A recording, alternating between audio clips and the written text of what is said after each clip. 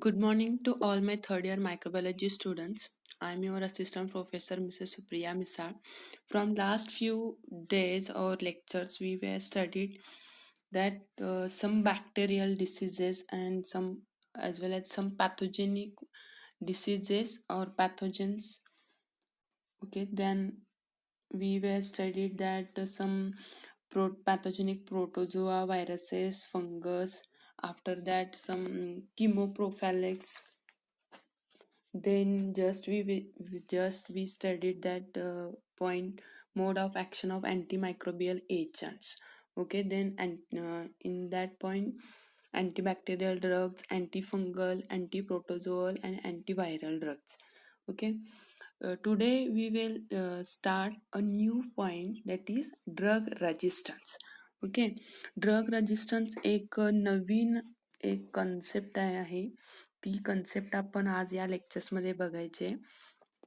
Drug resistance normally drug resistance म्हणजे काय किंवा खूप डिफिकल्ट कन्सेप्ट आहे असं वाटतं, पण समजून घेण्यासाठी अगदी सिंपल अशी कन्सेप्ट आहे ड्रग रेजिस्टन्स. ड्रग रेजिस्टन्स म्हणजेच काय, आपण सगळे पॅथोजेनिक मायक्रो ऑर्गॅनिझम्स बघितले, बॅक्टेरिया बघितले स्पेशली, किंवा प्रोटोझोआ, फंगस, व्हायरसेस बघितले, राईट. आता हे ड्रग त्याच्यावरती किंवा हे पॅथोजेनिक डिसीज कंट्रोलमध्ये करण्यासाठी किंवा प्रिव्हेन्शन करण्यासाठी आपण ड्रगचं प्रोडक्शन करतो, राईट, किंवा ड्रग्स आपण ॲज अ ट्रीटमेंटच्या फॉर्ममध्ये घेतो. आता हे ड्रग रेजिस्टन्स का होतात किंवा ते पर्टिक्युलर पॅथोजनच्या अगेन्स्ट हे ड्रग किंवा ते जे ड्रग्स त्या पॅथोजनच्या अगेन्स्ट तयार केलेले आहेत ते ड्रग रेजिस्टन्स का होतात, तर त्या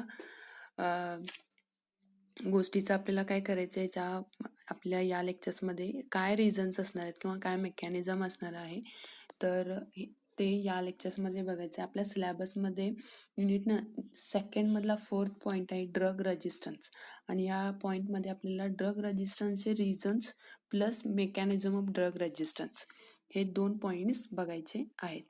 सुरुवातीला आपण ड्रग रेजिस्टन्स म्हणजे काय बघूया, की ड्रग रेजिस्टन्स एक अशी सिंपल कन्सेप्ट आहे समजून घेण्यासाठी. जे पॅथोजेन्स असणार आहेत, पॅथोजेन्स म्हणजे जस्ट तुम्हाला रिमाइंड करते की आपण कोणते पॅथोजेन्स या आपल्या सिलेबसमध्ये बघितलेत, तर Mycobacterium tuberculosis, Clostridium perfringens, Treponema pallidum, next Vibrio cholerae, Staphylococcus aureus, right, आणि शिडोमोनास एरोजेन्सा, असे 6 डिफरंट टाईपचे पॅथोजेन्स बघितले.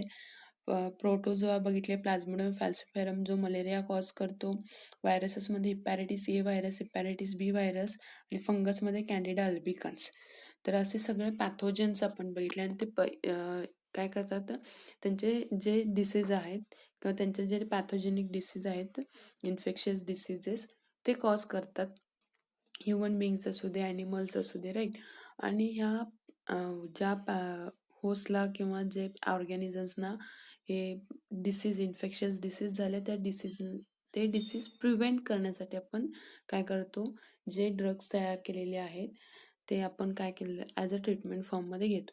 आता ते ट्रीटमेंट फॉर्ममध्ये घेतल्यानंतर देखील ते इन्फेक्शन किंवा ते पर्टिक्युलर टाईपचं पॅथोजेनिक इन्फेक्शियस डिसीज प्रिव्हेंट होत नाहीत किंवा कंट्रोलमध्ये येत नाहीत. तर काय येत नाहीत किंवा ते जे ड्रग आपण ट्रीटमेंट फॉर्ममध्ये घेतले ते ड्रग त्या बॅक्टेरियाच्या किंवा पॅथोजेनिक जो ऑर्गॅनिझम आहे, मायक्रो ऑर्गॅनिझम आहे आपल्या बॉडीमध्ये, तो त्याला रिस्पॉन्स का देत नाही, तर याचे रिझन्स आपल्याला बघायचं आहे. फर्स्ट आपण ड्रग रेजिस्टन्सची काय करूया, आपण डेफिनेशन बघूया. तर definition of drug resistance. Drug resistance is the ability of microbes such as bacteria, viruses, parasites, or fungi to grow in the presence of a chemical that will normally kill it or limits its growth. Drug resistance म्हणजेच काय, एक micro ऑर्गॅनिझमची, मायक्रोबची, सगळ्या pathogenic micro ऑर्गॅनिझमची काय आहे, एक ability आहे. कोणती ability आहे ती, तर for example bacteria, viruses, parasites, fungi, just मी तुम्हाला आधी सांगितलं आपण जे आपल्या सिलेबसमध्ये बघितले ते. ओके, तर हे पॅथोजेनिक जे बॅक्टेरिया, फंगस, व्हायरसेस, पॅरासाइट्स आहेत, ते नॉर्मली काय करतात की केमिकल, आपलं काय असतं, की जे केमिकल सबस्टन्स आपण त्यांना प्रोव्हाइड केले, त्या केमिकल सबस्टन्स किंवा केमिकल वर्ल्डमध्ये काय झालं पाहिजे, त्यांनी नॉर्मली ते किल झाले पाहिजेत. ओके.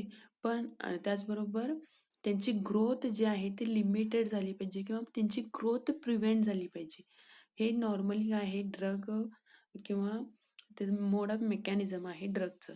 आता हे ड्रग्स काय करतात, ड्रग रेजिस्टन्स किंवा ड्रग रेजिस्टन्स कन्सेप्टमध्ये काय सांगितले की जे जे पॅथोजेनिक किंवा मायक्रोब्स आहेत ते काय करतात, ह्या ड्रग रेजिस्टन्स किंवा केमिकल सबस्टन्स आपल्या बॉडीमध्ये आल्यानंतर देखील काय करतात, तिथं ते रेजिस्टन्स होतात. रेजिस्टन्स होतात म्हणजेच काय, तिथं ते ड्रगची कोणतीही ॲडवर्स किंवा इम्पॅक्ट जो आहे ड्रगचा त्या पॅथोजेनिक मायक्रो ऑर्गॅनिझमचा होणार नाही. प्लस त्यांची काय ग्रोथ सुद्धा कंट्रोलमध्ये येणार नाही किंवा त्यांचं डिसीज प्रिव्हेंट आपल्याला करता येणार नाही. तर असे हे ड्रग रेजिस्टन्स किंवा ड्रग्जला ॲडवर्स अपोज करतात किंवा त्याच्या अगेन्स्ट काम करतात हे पॅथोजेन्स. तर यालाच काय म्हटलं आहे, या एकंदरीत ह्या कन्सेप्टलाच ड्रग रेजिस्टन्स असं म्हटलेलं आहे. Right. It is the reproduction of effectiveness of drugs in curing a disease or conditions. म्हणजेच काय होतं की ड्रगचा इफेक्टिव्हनेस आहे, ड्रगचा जो इफेक्ट किंवा इम्पॅक्ट त्या पॅथोजन्सवरती झाला पाहिजे तो कुठंतरी कमी पडतो. राईट. किंवा तो कुठंतरी इम्पॅक्ट कुठंतरी ड्रगचा कमी पडतो किंवा जो पॅथोजन आपल्या बॉडीमध्ये एंटर झालेला आहे तो पॅथोजन काय होतो की ते ड्रग्ज आपण वारंवार आपल्या बॉडीला दिल्यामुळं किंवा त्या वारंवार त्या ड्रगचा डोस आपल्या बॉडीला प्रोव्हाइड केल्यामुळं काय होतं की वारंवार जर देत राहिले तर काय होतं की पॅथोजेन काय होतात, त्या ड्रगला रेजिस्टन्स होतात. राईट. जस्ट आपण बघितलं की आपण जस्ट COVID-19च्या या डिसीजपासून किंवा या डिसीजमधून चाललोय सगळे. तर जस्ट 2020मध्ये आल्यानंतर परत 2021मध्ये परत काय झालं, तो COVID-19 अपडेट झाला. आपण असं न्यूज ऐकली. अपडेट झाला म्हणजे काय, त्यांच्यामध्ये काहीतरी म्युटेशन झालं किंवा त्यांचा जेनेटिक किंवा फिनोटायपिक जो मेकअप आहे त्या मायक्रो ऑर्गॅनिझम्स, जो जो व्हायरस आहे तो कोविडचा, तो काय झालेला आहे, चेंज झालेला आहे. म्हणजे आपण जी ट्रीटमेंट त्याला प्रोव्हाइड केलेली आहे, तो डिसीज कोविड क्युअर होण्यासाठी जी ट्रीटमेंट आपण त्याला देतो पेशंटला, त्या ट्रीटमेंटला तो पॅथोजन काय व्हायरस काय झालेला आहे, रेजिस्ट झालेला आहे किंवा ती ट्रीटमेंट त्या पॅथोजन्सवरती त्या व्हायरसवरती काम करत नाही किंवा इम्पॅक्ट दाखवत नाही किंवा क्युअर होत नाही. राईट. म्हणजेच काय, त्याला भरपूर असे रिझन्स रिस्पॉन्सिबल आहेत रेजिस्टन्ससाठी. पॅथोजनचा देखील रिस्पॉन्सिबल आहे ड्रग रेजिस्टन्ससाठी किंवा ड्रग देखील त्याला रिस्पॉन्सिबल असणार आहे. ओके. आता रिझन्स आपण बघूया या स्लाइडमध्ये. रिझन्समध्ये काय सांगितलं की first, over prescription of antibiotics. Just मी तुम्हाला सांगितले की वारंवार जर आपल्या बॉडीला त्या पॅथोजनच्या अगेन्स्ट जर ते अँटीबायोटिक्स आपण वारंवार दिलं तर काय होणार आहे, ऑब्विसली काय होणार आहे, तो पॅथोजन त्या अँटीबायोटिक्सनं रेजिस्ट होणार आहे किंवा ते ड्रग्स घेतल्यानंतर देखील तो किल होणार नाही. ॲज इट इज तो तिथे सर्वाईव्ह होणार आहे. त्याचं कॉजेशन आहे, इन्फेक्शन जे आहे तो स्टार्टच ठेवणार आहे. Patients not finishing the entire antibiotic course. हे देखील एक रिझन असू शकतं की जो पेशंटला पर्टिक्युलर ज्या कॉन्सन्ट्रेशनमध्ये ज्या टाईम इन्क्युबेशनसाठी जो डोस दिलेला आहे त्या अँटीबायोटिक्सचा स्पेशली, तो जर ड्रगचा डोस जर कंप्लीट नाही केला त्या पेशंटने, तरी देखील ते काय होऊ शकतात, तर पॅथोजन्स. एक गोष्ट लक्षात घ्या, इन्फेक्शन्स डिसीज काय असतात की आपण थोडे ड्रग घेतल्यानंतर आपल्याला बरं वाटल्यानंतर आपण नंतर ते ड्रग्स घ्यायचे अवॉइड करतो. म्हणजेच काय की ऑर्गॅनिझम कम्प्लिटली आपल्या बॉडीमध्ये किल होत नाही. ॲज इट इज तो प्रेझेंट असतो, पण तो लो नंबरमध्ये, ते कमी नंबरमध्ये प्रेझेंट असतात, त्याच्यामुळे आपल्याला त्याचा इतका त्रास जाणवत नाही. पण ज्यावेळी आपण अँटीबायोटिक्स घ्यायचे बंद करतो, परत काय होणार आहे, तो ऑर्गॅनिझम आपल्या बॉडीमध्ये ऑलरेडी आहे, नंबर कमी आहे, ड्रग घ्यायचे बंद केले, डोस घ्यायचे बंद केले की काय होणार आहे, परत तो ऑर्गॅनिझम, तो पॅथोजन आहे आपल्या बॉडीमध्ये, नंबर त्यांचा इन्क्रीज होणार आहे, परत इन्फेक्शन आपल्या बॉडीला कॉज होणार आहे. त्याच्यामुळे काही पेशंट्स काय करतात, की कंप्लीट डोस जे अँटिबायोटिक्सचे दिलेले असणार आहेत प्रिस्क्रिप्शनमध्ये किंवा डॉक्टरनी रिकमेंड केलेले, हे कंप्लीट डोस घेत नाहीत. ते देखील एक रिझन असू शकतं ड्रग रेजिस्टन्ससाठी. Over use of antibiotics in livestock or fish farming. Okay, हे पण एक रिझन आहे की over use of antibiotics in livestock किंवा फिश फार्मिंग. फिश फार्मिंग आपल्याला इन डिटेलमध्ये बघायचं, तोपर्यंत नेक्स्ट बघूया आपण. Poor infection control in health care setting. Health care setting म्हणजेच काय, जे हॉस्पिटल्स असतात किंवा जे आपलं रेग्युलर जे काय म्हणतो आपण त्याला, जे पर्सनल हायजेनिक कंडिशन्स आहेत ते जर आपण प्रॉपरली जर फॉलो नाही केल्या तरी देखील हे इन्फेक्शन होऊ शकतं, राईट. त्याचबरोबर पुअर हायजीन अँड सॅनिटेशन. ज्या हायजेनिक कंडिशन्स आहेत, म्हणजे पब्लिक प्लेस वरती गेल्यानंतर आपलं बिहेवियर कसं पाहिजे किंवा हॉस्पिटलमध्ये गेल्यानंतर आपलं बिहेवियर कसं असेल, तर हे जे जास्त इन्फेक्टेड एरियामध्ये आपण गेल्यानंतर आपण तितकीच आपण आपल्या हेल्थची केअर केली पाहिजे, जेणेकरून कोणताही पॅथोजन इझिली आपल्या कॉन्टॅक्टमध्ये येऊ नये. हे अवॉइड केलं पाहिजे आपण.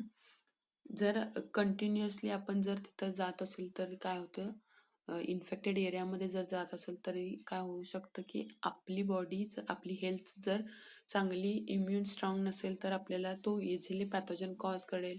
परत काय, वारंवार जर जात राहिलो तर काय होणार आहे, आपण ते इन्फेक्शन क्युअर करण्यासाठी ते अँटिबायोटिक्स आपण जास्त कालावधीसाठी घेत असतो आणि काही वेळेला ते अँटिबायोटिक्स त्या पॅथोजनला रेजिस्ट होऊ शकतं, right. absence of new antibiotics being discovered. नवीन जे फॉर एक्झाम्पल काय, की एखादा ड्रग जर एखाद्या पॅथोजन्सना रेजिस्ट झाला असेल किंवा ते ड्रग त्या पॅथोजनच्या अगेन्स्ट कामच करत नसेल, पॉझिटिव्ह डिझायर्ड रिझल्ट्सच देत नसतील, प्लस काय केलं पाहिजे याच्यावरती, ह्या ड्रग रेजिस्टन्सवरती आपण काय केलं पाहिजे, की एखादं इफेक्टिव्ह ड्रग त्याच्यावर त्या पॅथोजनच्या अगेन्स्ट आपण तयार केलं पाहिजे किंवा डिस्कवर केलं पाहिजे, राईट. आता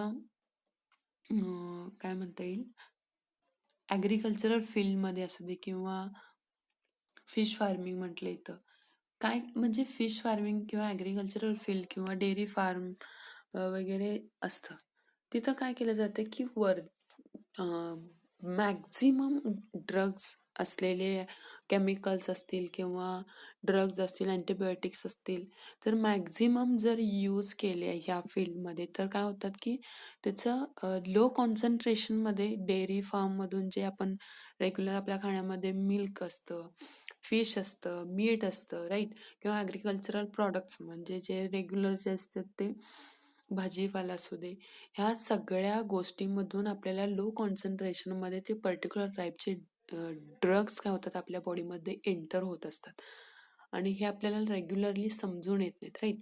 म्हणजेच काय, फिश फार्मिंग, डेअरी फार्मिंग किंवा अग्रिकल्चरल फील्डमधून ह्या सगळ्या फील्डमधून जे प्रॉडक्ट्स आपल्याला मिळतात, आपल्या रेग्युलर जे डाएटमध्ये येत असतात, त्या डाएटमध्ये, त्या फूड मटेरियलमध्ये लो कॉन्सन्ट्रेशनमध्ये हे स्पेशली सगळे ड्रग्स लो कॉन्सन्ट्रेशनमध्ये असतात आणि कंटिन्युअसली जर लो कॉन्सन्ट्रेशनमध्ये असे प्रॉडक्ट्स आपल्या फूड मटेरियल जर आपल्या डाएटमध्ये येत असतील तरी देखील काय होतं, एखाद्या पॅथोजनचं जर आपल्याला इन्फेक्शन झालं असेल तरी देखील ते पॅथोजन काय होतं, त्या ड्रगला रेजिस्ट होऊ शकतो आणि इन्फेक्शन मोर आणि मोर होऊ शकतं आपल्याला.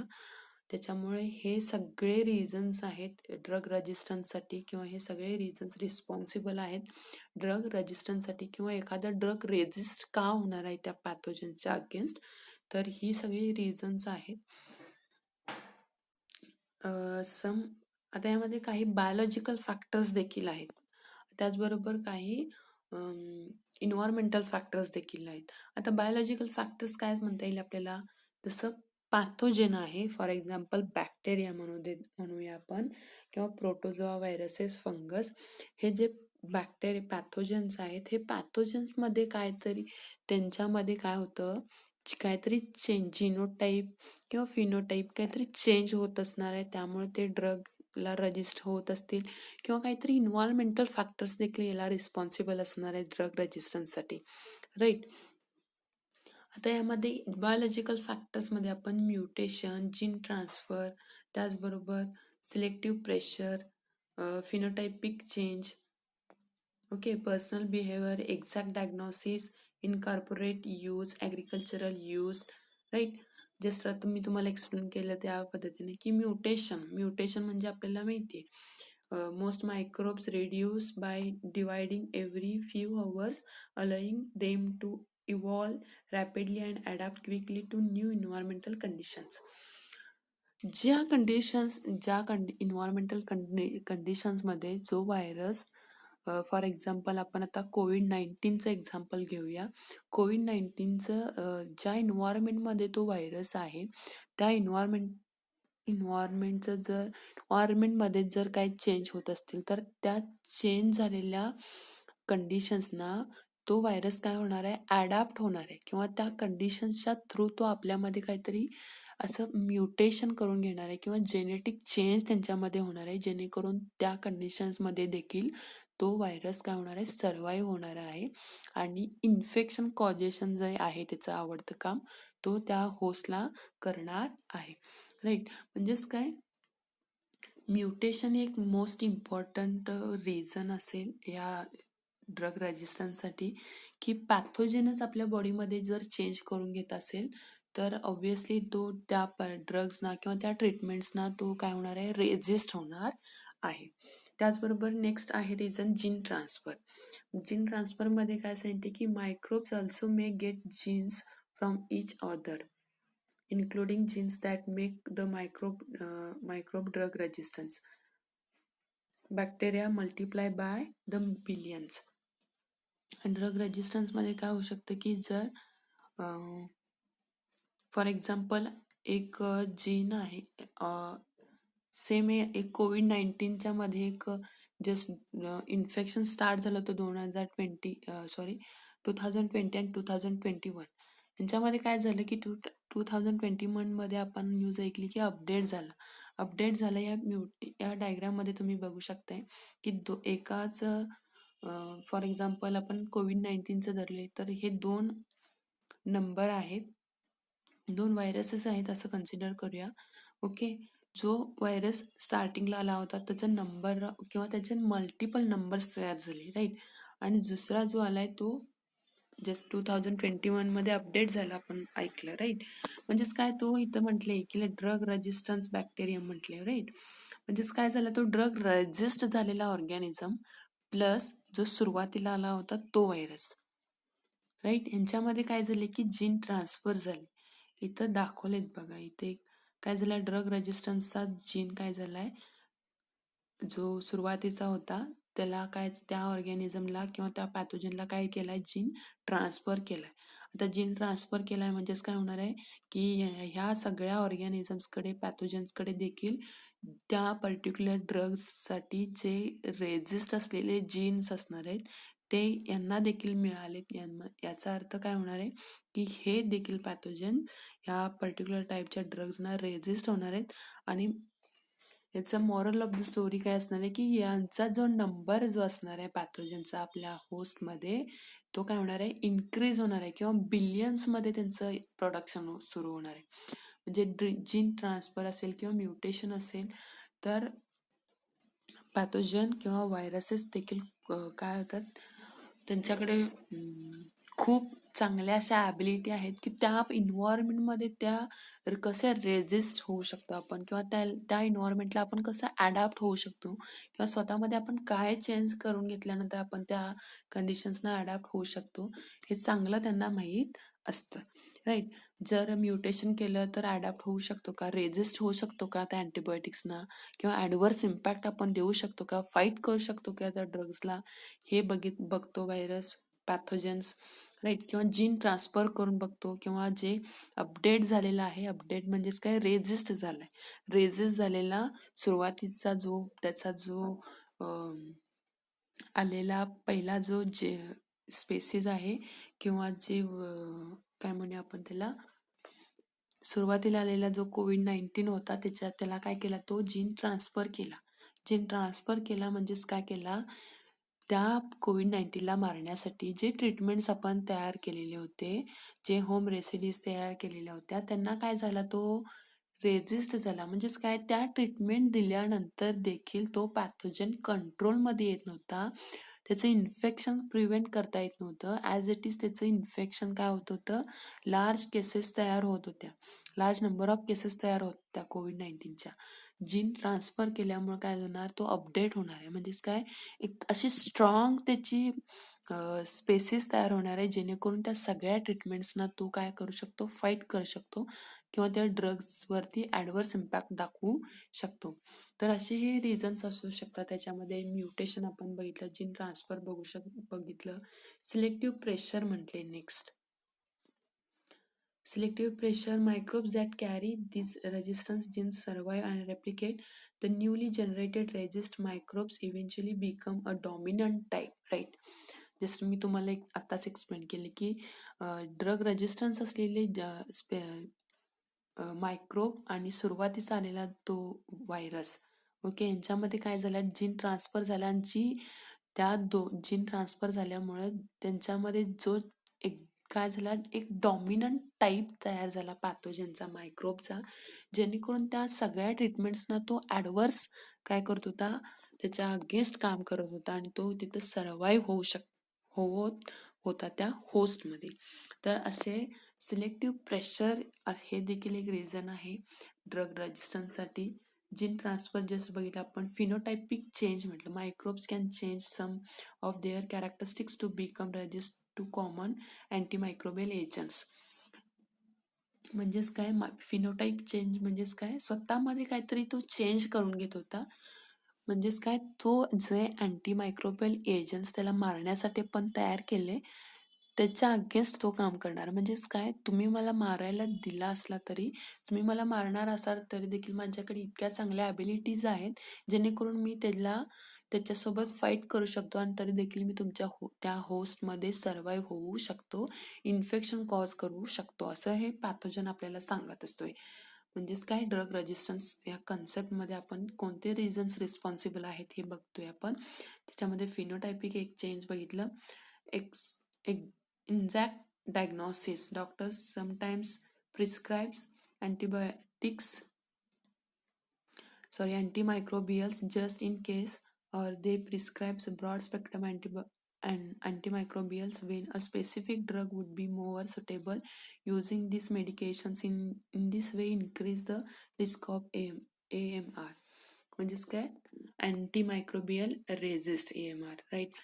सो हे देखील एक रेजिस्ट आहे की डॉक्टर्स देखील जे इन्फेक्शन कॉज झाले किंवा ज्या पॅथोजन्स आपल्याला इन्फेक्शन झाले, त्या पॅथोजन्सना मारण्यासाठी जे एक्झॅक्ट अँटीबायोटिक्स आपल्याला लागणार आहे, ते जर प्रिस्क्राईब जर आपल्याला नाही केलं तर काय होतं की त्याला रिप्लेसिंग जर दुसरे अँटीमायक्रोबियल एजंट्स जर आपल्याला दिले, त्यांनी डॉक्टर्सनी प्रिस्क्रिप्शनमध्ये दिले, तरी देखील ते पॅथोजन्स म्हणजेच काय, पॅथोजन्स कम्प्लिटली आपल्या बॉडीमध्ये किल होणार नाहीत, तर कमी नंबरमध्ये सर्वाईव्ह होणार आहेत. आणि त्या जर एक्झॅक्ट जर ड्रग नाही दिलं त्या पॅथोजनना मारण्यासाठी किंवा प्रोव्हाइड नाही केलं आपल्या हेल्थला, तर काय होऊ शकतं की तो म्हणजे कमी ॲक्ट होणार आहे किंवा त्यांचं इफेक्टिव्हनेस जर कमी असलेले ड्रग्ज आपण त्या पॅथोजनना मारण्यासाठी घेतले, तरी देखील ते पॅथोजन्स कम्प्लीट किल होणार नाहीत, सर्वाईव्ह होणार आहेत. हे देखील एक रिझन असू शकतं. इनॲप्रोप्रिएट use. If a person does not complete a course of antimicrobial drugs, some microbes may survive and develop resistance to the drugs. Okay, incorporate use किंवा ॲग्रिकल्चरल फील्डमध्ये तुम्हाला जस्ट एक्सप्लेन केलं त्या पद्धतीचं. तर कोणते रिझन्स रिस्पॉन्सिबल आहेत, एक बायोलॉजिकल फॅक्टर्समध्ये आपण बघतोय. त्यामध्ये म्युटेशन एक बघितलं, जीन ट्रान्सफर बघितले. नेक्स्ट पॉईंट बघितला selective pressure, phenotypic change, inexact diagnosis, incorporate use, agricultural use. Okay, तर पर्सनल बिहेवियर एक देखील एक रिझन आहे. The way in which people use antimicrobial drugs is a significant contributing factor. For example, normally जे लोक असणार आहेत ते काय करतात की पर्सनल बिहेवियरमध्ये काय सांगितले की लोकांना देखील इतकं नॉलेज आले की कोणतं इन्फेक्शन झाले आपल्याला आणि त्याच्या अगेन्स्ट कोणतं ड्रग्ज आपण घेतलं पाहिजे. हे जर रेग्युलरली आपण विदाऊट डॉक्टर्स रिकमेंडेशन जर आपण घेत राहिलो तर काय होतं, तरी देखील ते ड्रग्ज आपण वारंवार घेतल्यामुळे ते पॅथोजन काय होणार आहे, रेजिस्ट होणार आहे. त्यामुळं डॉक्टरांचा सल्ला घेणं फार महत्त्वाचं आहे किंवा चांगल्या डॉक्टरांचा सल्ला घेणं फार महत्त्वाचं आहे. तर भरपूर असे रिझन्स आहेत ड्रग रेजिस्टन्ससाठी.